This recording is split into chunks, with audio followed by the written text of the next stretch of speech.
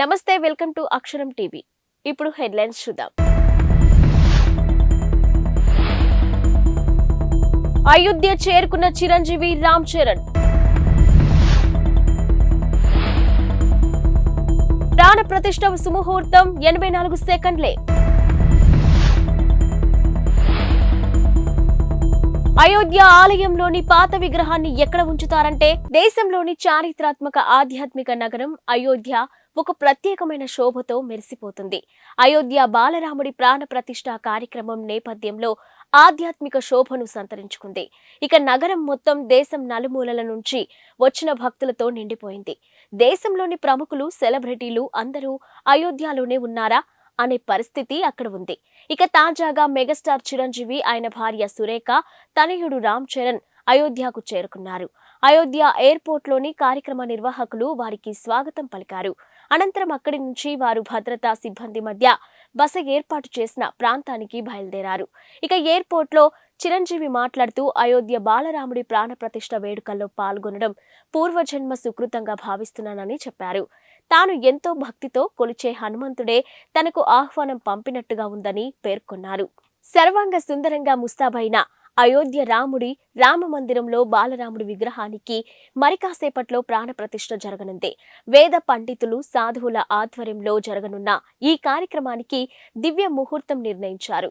ఈ సుముహూర్తం కేవలం 84 సెకండ్ల పాటు మాత్రమే ఉందని పండితులు చెప్తున్నారు.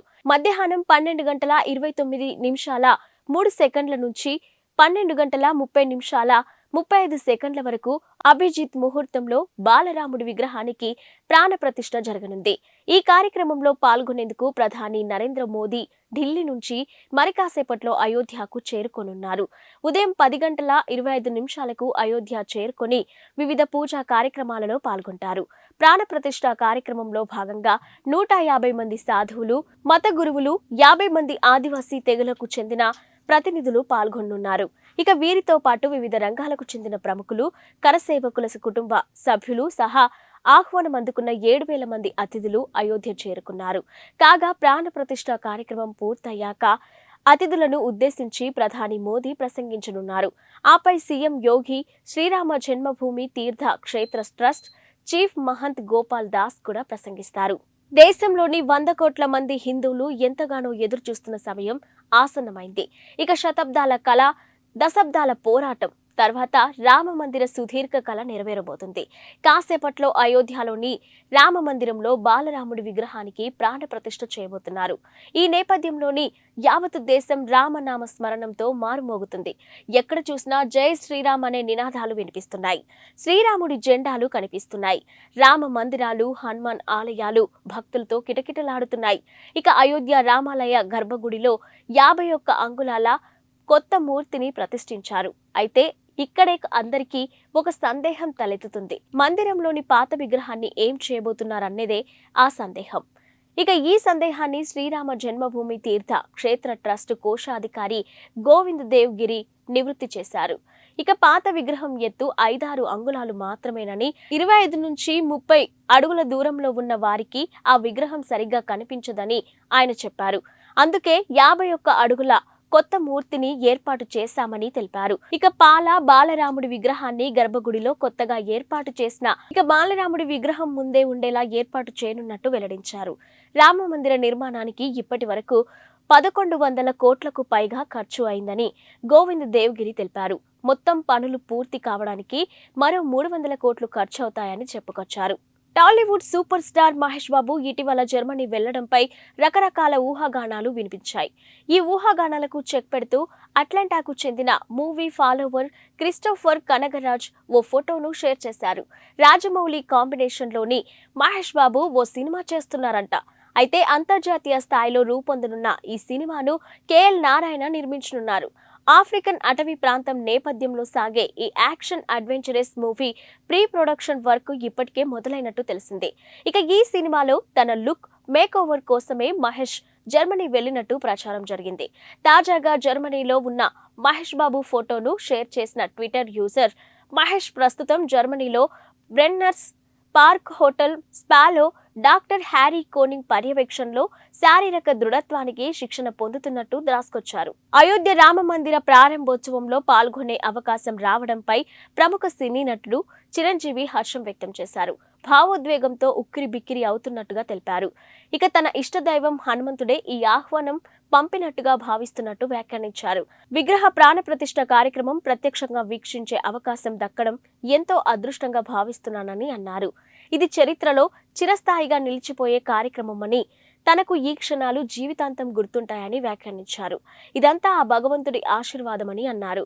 ఇక రామ మందిరంలో బాలరాముడి విగ్రహ ప్రాణ ప్రతిష్ఠ కార్యక్రమానికి దేశవ్యాప్తంగా సినీ, రాజకీయ ప్రముఖులు హాజరవుతున్న విషయం తెలిసిందే. ఇప్పటికే పలువురు ప్రముఖులు అయోధ్యకు చేరుకున్నారు. ఇక టీడీపీ అధినేత చంద్రబాబు, జనసేన అధినేత పవన్ కళ్యాణ్ అయోధ్యకు వెళ్లారు. 500 ఏళ్ల ఎదురు చూపుల తర్వాత ఈ కల సాకారమవుతుందని పవన్ వ్యాఖ్యానించారు. నేటి మధ్యాహ్నం 12 గంటల 20 నిమిషాలకు జరిగే ప్రాణ ప్రతిష్ఠ కార్యక్రమానికి దేశం నలుమూలల నుంచి 7,000 మంది ప్రముఖులు హాజరవుతున్నారు. ఇక ముఖ్య అతిథిగా ప్రధాని నరేంద్ర మోదీ స్వయంగా ఈ క్రతువులో పాల్పంచుకుంటారు. భారత్తో 5 మ్యాచ్ల టెస్టు సిరీస్ ఆడేందుకు ఇంగ్లాండ్ జట్టు వచ్చేసింది. ఇక నిన్న శంషాబాద్ విమానాశ్రయంలో అడుగుపెట్టిన ఇంగ్లీష్ ఆటగాళ్లకు ఘన స్వాగతం లభించింది.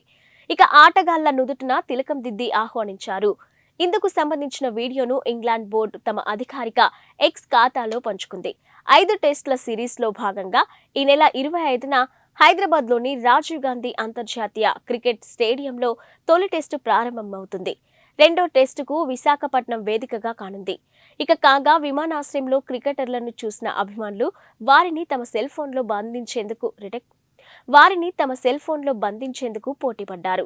ఇంగ్లాండ్తో తొలి 2 టెస్టుల్లో భారత జట్టును బీసీసీఐ ఇప్పటికే ప్రకటించింది. భారత్, ఇంగ్లాండ్ జట్లు చివరిసారి 2021-22లో తలపడ్డాయి.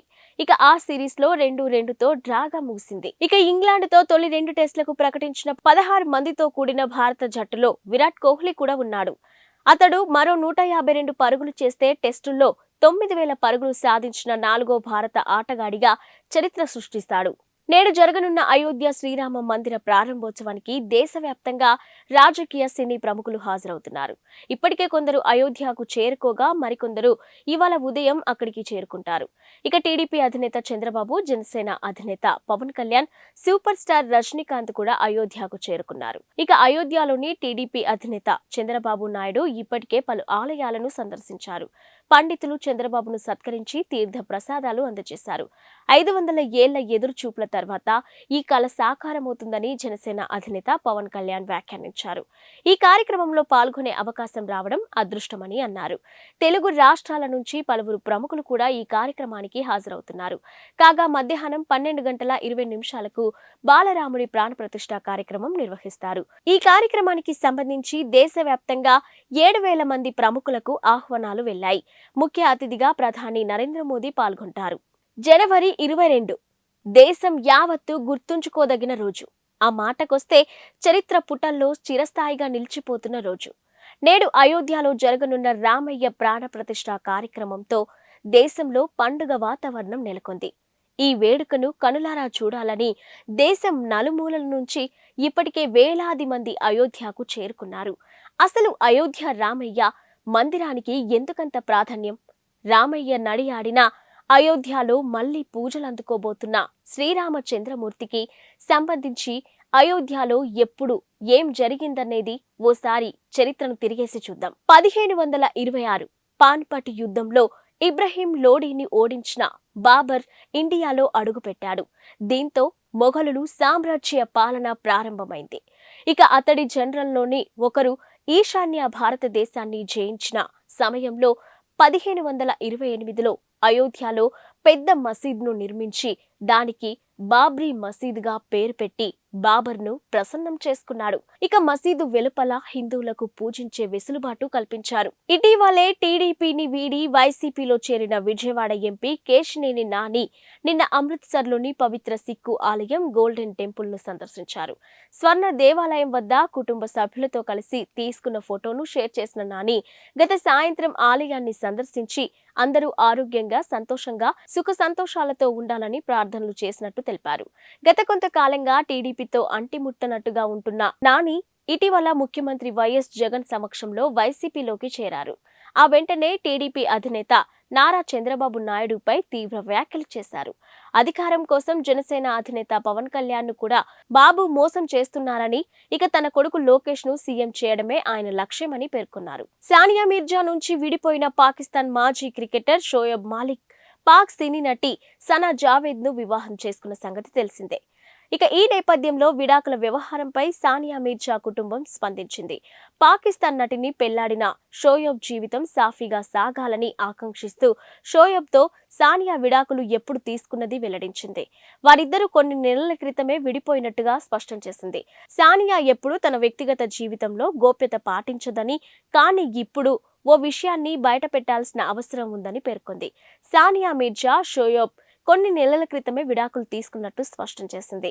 షోయబ్ కొత్త ప్రయాణం సంతోషంగా సాగాలని సానియా ఆకాంక్షించినట్టు తెలిపింది. తమ గోప్యతను గౌరవించి ఊహాగానాలకు దూరంగా ఉండాలని అభిమానులను సానియా కుటుంబం అభ్యర్థించింది. ఇవి ఇప్పటివరకున్న బులెటిన్ అప్డేట్స్. Keep watching.